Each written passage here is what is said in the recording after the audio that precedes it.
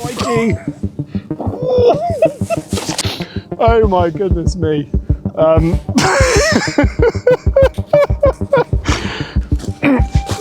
There's a bloody big hole there. Oh, it doesn't like that. What's going on? Just pretend everything's normal. Shut your eyes. Take off. Home point updated. Well, hello and welcome back to the channel. A few months ago, I sold a 12-inch Dobsonian telescope and my Sigma 150 to 600mm zoom lens. And with the proceeds, I bought this drone. So there are three reasons really why I wanted to get a drone. The first is just to record all of our family adventures, so to have a different perspective that we can just enjoy as a family. The second is to add a bit more interest to my YouTube videos, a different perspective, some nice B-roll and that sort of thing. And the third reason is to try something that I've not seen attempted before, and that is a drone-based aerial AURORA hyperlapse. So in a couple of weeks' time, we're heading off to the far north of Norway, to the island of Langøya, just inside the Arctic Circle. We've been there before. This will be our third trip to northern Norway to catch the northern lights. The first trip was very much about taking photographs, and I got some beautiful images during a new moon. We had some fantastic displays over those 5 days that we were there. The second trip was during a first quarter moon. The moon actually never set during the course of the evenings, so the landscape was nicely illuminated, and so during that time I tried to create some nice time lapses and got some good results. This third trip for me is all about trying to create this aerial hyperlapse. So what is a hyperlapse? Essentially it is a time lapse taken from a moving camera. So not only when you're time-lapsing the aurora do you get the amazing movement of the dancing curtains of light in the sky, but you also get movement in the foreground, perhaps mountains moving against mountains. Now, I've done that in a very limited way before using my time-lapse motorized slider. But that thing is, you know, a big beast to take on a flight. It was quite a logistical undertaking to get that to Norway last time we went. And really it's only creating movement on a very micro scale in the foreground. So in my case it tended to be rocks against rocks, or ever so slight change in perspective in front of the jetty that was in front of our little cottage in Norway. So this time I want to get much bigger movement in that foreground and midground. I want mountains moving against mountains in that foreground to give that kind of grand landscape feel. Okay, there's definitely going to be some challenges in doing this.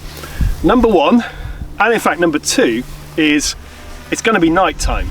So why is that an issue? First of all, I'm dealing here with what is essentially a mobile phone camera slung underneath a drone. So it doesn't have the sensor size or the dynamic range of my DSLR or this video camera that I'm recording on. So that's a bit of a challenge. Now it's possible nowadays with these incredible sensors and the software that sits behind them to capture some really good detail in low light conditions, but the fact is that's still going to be a limitation. I'm really going to be pushing that sensor and that camera to the limit. On hyperlapse mode on this drone, it's got a 1 second limit on how long your exposure can be, so I need to ramp up the ISO, which will make it probably a little bit noisy, to really get the quality of images that I'm after here. The second challenge with it being at night is that none of the piloting aids on the drone are going to be working. So it has an incredible number of sensors on this drone that prevent me from slamming it into a tree or hitting, you know, the side of a mountain or whatever it might be. None of those aids are going to work at night, so my ability to pull this off or not is going to be entirely down to my abilities or inabilities at flying this drone. The third challenge, and really this is something which will hopefully make this a fantastic set of images and sequences as well, is the landscape we're going to is vast. We're going to be staying right on the edge of a fjord. It's about 1.5 kilometers over to the other side of that fjord, with some tremendous mountains which hopefully will be snow-capped, or will be snow-capped while we're there, on the other side. And that's great, that's what I want in those images, is this vastness. But that also means the distances are quite long, and if I get this wrong, then that drone is going to be getting a dunking in that fjord. The next challenge, which is sort of linked to the vastness of the landscape, is battery life. Now, the battery on this thing is pretty good. I would say on a good day I get about 30 minutes of flying time, all depending of course on how windy it is, how warm it is, how cold it is. It's going to be cold in Norway in the middle of February, and flying at night with none of those sensors and the wind that's up in the mountains is going to really test that battery life to the limit. Now that's an issue for a couple of reasons. First of all, I've probably got about 25 minutes maximum, I think, from launching the drone to getting the drone back to where I am with the hyperlapses completed. That's not an awful lot of time. I'm quite new to this, so just setting it up and getting it ready to take those hyperlapses is going to take a bit of planning. It's going to take some serious concentration. And the other challenge, of course, of battery life is if that thing is above the fjord, when the battery gives out, I'm stuffed. I don't have a drone anymore. So that's going to be really important that I watch that and manage that. And I'll probably start off quite cautiously, and over the course of the week that we're there, hopefully get a bit more adventurous as I get a bit more comfortable with the battery life on that drone. Landing. So let's take a closer look at the drone I'm going to be using. This is the drone that I've gone for. It's the DJI Mini 4 Pro. It's the first drone I've ever owned, and I have to say that this bit of kit makes it remarkably easy for newcomers to drone photography. The features it comes with, the flying aids, the pre-programmed flight sequences are just phenomenal. It could not be easier to get into this nowadays without it being very costly, as you end up with your drone smashed to bits in trees or lost in the ocean. It comes with a 48 megapixel CMOS sensor. Now, I'm not an expert at these things. To me, it seems like it's a slightly more controllable version of the sensor and the camera on your mobile phone. What's great about this is it sits on this mechanical gimbal here, which feels really flimsy when you first touch it, but it just holds the images and the video so stable, even in quite windy conditions. I've been super impressed with how that performs. Now, when I got this, I got what's called the Fly More combo, and that comes with DJI RC2 controller. Now, what I liked about this is it has an inbuilt screen, so I don't have to faff around with my mobile phone at night. Often I'll be using my mobile phone when I'm out in the field doing astrophotography, maybe using photo pills or Sky Safari or something like that. I want to be able to use it while the drone is doing its stuff. So I wanted an independent screen on this, which I've got. And it also comes with 3 batteries, each of which should last maybe half an hour in the conditions I'm in. I'm going to bank on kind of 20 to 25 minutes. Now, I'm not planning to review this drone on this video. You can find tons of drone comparison videos all on YouTube. So if you're thinking about getting one of these, go and check them out. There's lots and lots of information available. I actually brought it out for the first time at night a couple of weeks ago when we had a full moon, and I did my first attempt at a night-based hyperlapse. What I found was the camera, whilst it says I think it's an equivalent 24mm frame, it seemed a lot smaller than that. It seemed like it was about 50mm full frame equivalent.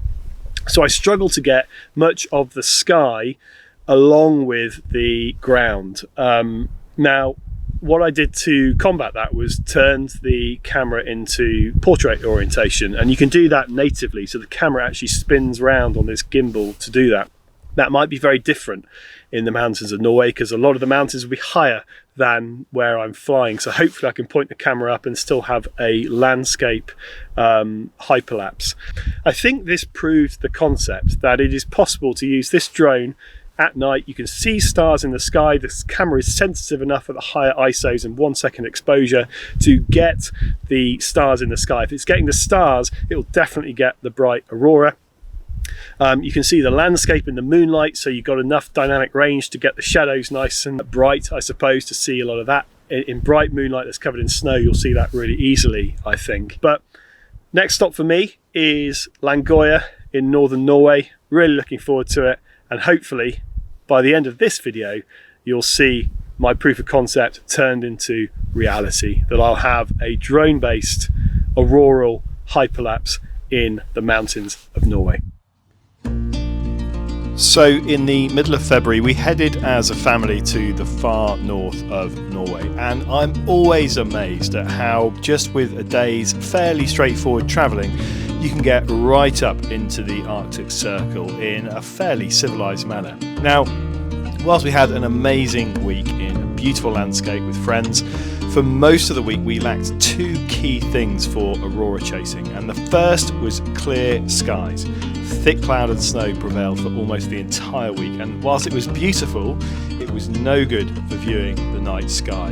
The second was a bit more surprising. We deliberately timed this trip to coincide more or less with solar maximum. That's the time that in theory the sun would be most active and stimulate the most spectacular auroral displays. But it was as if the sun had gone to sleep in the weeks leading up to our visit, and activity was incredibly weak. And with a bright moon in the sky, I was really worried that any activity we did get was going to be washed out. Okay, so we're now here in Norway under a moonlit sky. There was some aurora earlier, hopefully that'll kick off again in a bit, but we are on the edge of the fjord, surrounded by moonlit mountains, and it's time to test the drone at night, taking some pictures, probably some panoramas of the landscape just to see how we get on, and then hopefully later on we'll be able to do that dream shot of an aurora hyperlapse from the sky. So I have a guest launcher with me here today. Hello. My friend Matthew, he's staying just up the road. Hopefully you'll have seen him in an earlier video on shooting the Northern Lights here in Langøya. So are we good to launch? Absolutely. Let's go.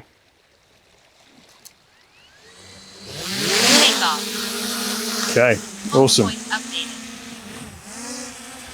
I'll tell you what, that light is very bright. Totally unnecessary. Right, okay, so let's just perhaps just take a few test shots first of all, see how we get on. So I'm going to change the settings to manual. First of all, you take it off video mode, get it on photo. Okay, there's a bit of breeze today, so I'm slightly worried that this thing is not going to enjoy being up there. Right, let's take photo off auto. Let's get the exposure up to 2 seconds. We're on the highest ISO at ISO 3200, and let's try and find some sort of composition and take a shot. I usually just get my own bearings a little bit as well. I'm going to point him towards where we saw, oh, that's our cabin. Let's go that way and let's see what kind of shot it gets. Okay, wait for it to come through. Okay, I have no idea what this is going to be like. Okay, so that's not half bad. There's no aurora in the sky, but that's not the drone's fault. Can you see him? You can see the green flashing light. Oh yeah, nice one. Okay, yeah. Good. I've somehow moved. Where's the camera? Oh, it's there. Okay, so we've had a little bit of playing around. I think this definitely has potential at night. I'm going to bring him home now. You can just about still see it over there. Old Matt saw him. And when the aurora hopefully kicks off again later on, we're definitely going to give this a go, because this has potential without a doubt. Really exciting that with an everyday drone that you can pick up on Amazon for next day delivery, you can do this sort of photography. Certainly makes me quite nervous flying this at night, especially over water.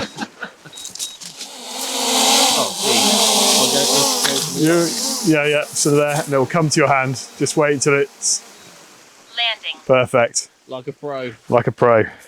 Good job. Right. I feel quite relieved. Yeah, I feel quite relieved it's not in the air anymore, because that was actually, don't mind saying, a little bit scary. Especially the moment when it said the network wasn't going to. At that point, the Aurora died down a bit, so we took the opportunity to head over to a clearing that we'd scouted out earlier in the day, surrounded by mountains on 3 sides and a fjord to the other. When we got there, weak auroral activity was coming and going, but I knew that with cloud expected to close in over the next hour or so, and the forecast for the rest of our time in Norway, it really was now or never to prove out this concept of which I've been dreaming for months. Okay, so we've got the drone up at the moment doing a practice hyperlapse. I've only got 1 battery after this, so this is kind of the only practice we're going to be able to do. The drone 50 meters high. I'm going 0.8 meters per second at the moment, and I'm just flying in a single direction using course lock, which it took me a long time to find course lock, so I did a few hyperlapses, absolutely stationary, completely pointless. And then when the Aurora kicks off again, that's going to be the time we launch and we try and get this thing to work. So I'm going to bring this drone home now because it's kind of running out of battery, and get ready for hopefully the real deal.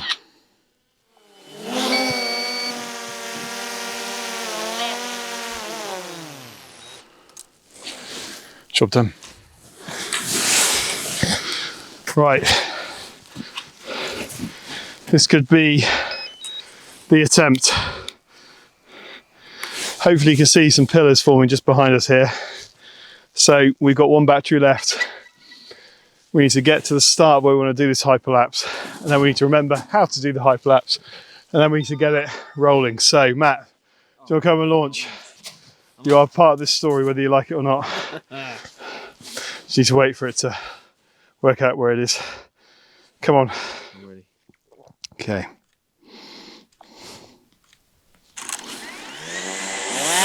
Take off. Okay. Sorry. Home point update. We completely blinded ourselves.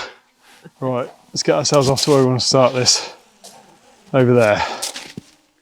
Okay, so I'm trying to get as far away as possible so we can go over some nice landscape. Okay, we're now 85 meters. I am about 350 meters away. Hopefully that Aurora is still kicking off behind us. Okay, let's spin around.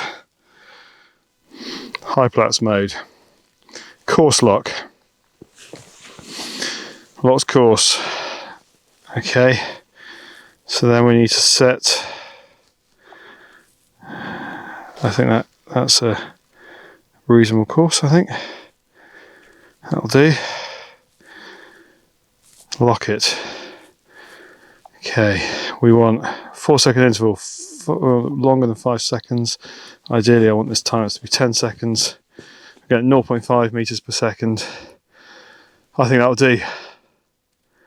Let's go. Okay, this is quite exciting, quite scary, but it's now going. This will either be one of the best time lapses I've ever done, or it does. We may have a tiny bit of battery left in one of the other battery packs, so we could still have another opportunity yet, but we'll see.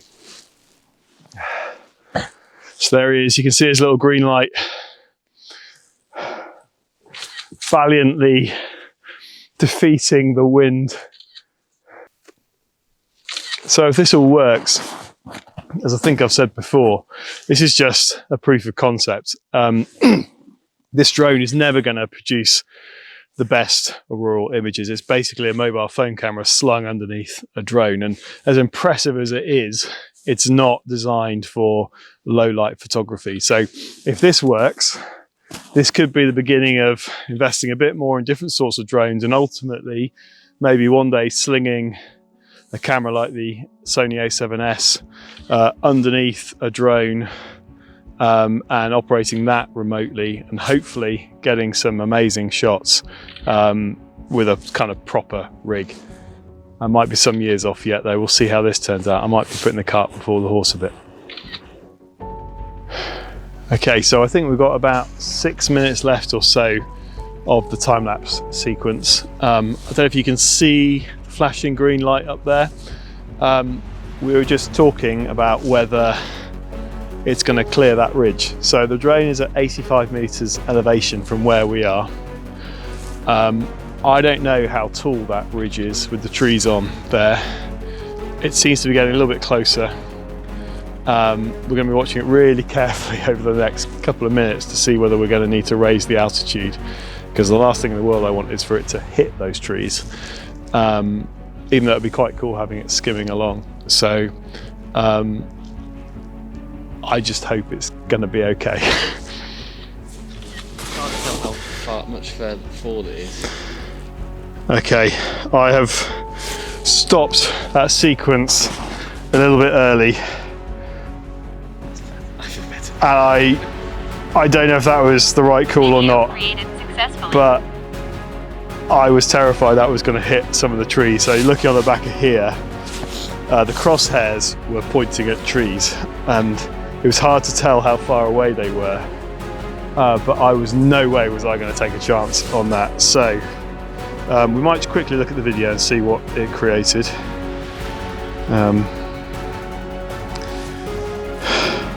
I'm really annoyed I didn't check the altitude before we started then. Okay, can we see any aurora in this? Okay, there's definitely green on the right. Matt, what do you think? There's green there, isn't there? Yeah, oh yeah, definitely. Let's just see. Okay, so that there's a bit of pillar movement there. Oh, crikey! Okay, so having just seen, oh my goodness me,